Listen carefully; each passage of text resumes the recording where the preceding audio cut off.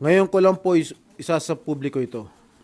Maraming beses po ako inalok na talikuran ang independent majority block kapalit ang pagbabasura sa aking kaso. If this is the price I must pay for the decisions I have made and the principles I have chosen to uphold, then I am prepared to face the consequences. Breaking news! Senador Jinggoy Estrada ni surrender na sa CIDG. Awa, ito paminaw na.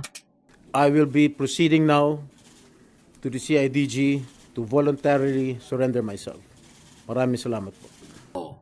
Unang nakabawag tik-tik nila diha. Di ba? Duha ka kaso ang ilang gilabay ka Senator Jinggoy Estrada.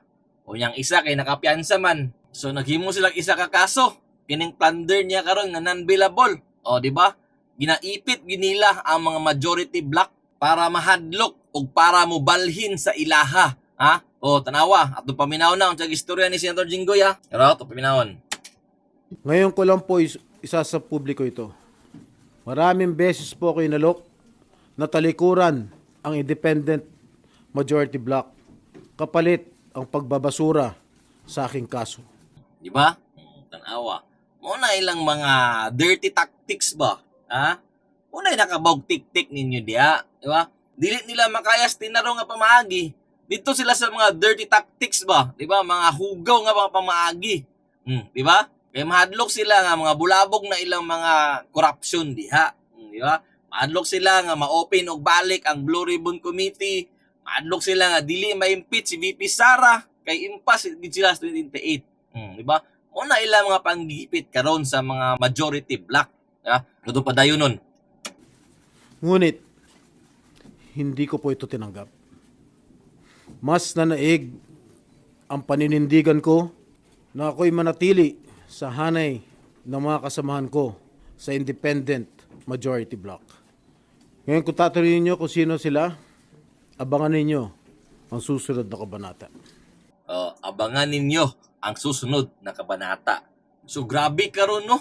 Ingani ra ka simple, buhat-buhatan ka og kaso, automatic warrant of arrest dayon mo gawas. Di ba? Nya kana siya dili pa na proven, ha? Nga tinuod yun. Nga sangkot si Jinggoy Estrada ana, na kasuhon pa na, imbestigahan pa na og ayo, mupagawase pa ng ebidensya, ha? Dili pa na siya proven guilty hangtod wala pa desisyon ang Korte Suprema ana. Mo na ilang mga panghimo karon sa majority block, ha? Ato sa padayonon. I stand my ground because what is at stake here goes far beyond my personal circumstances. What is at stake here is the independence of the Senate. If this is the price I must pay for the decisions I have made and the principles I have chosen to uphold, then I am prepared to face the consequences. So ingon siya, if this is the price daw sa desisyon nga yang gibuhat o sa prinsipyo nga yang gipanindigan, ingon siya, I am prepared to face the consequences. Di ba? Sa kung saan nilang tago, sa kung saan nilang panggipit sa majority block, moabot gyud na ang time. Moabot gyud na ang time, mura gyud na tong ulatan. Moabot gyud na nga mugawas na ang inyong unsay inyong ipantaguan diya. Mugawas ang kamatuoran, mugawas og unsay tinuod. Kay naay Ginoo nagtan-aw ug siya mismo ana ang magpagawas.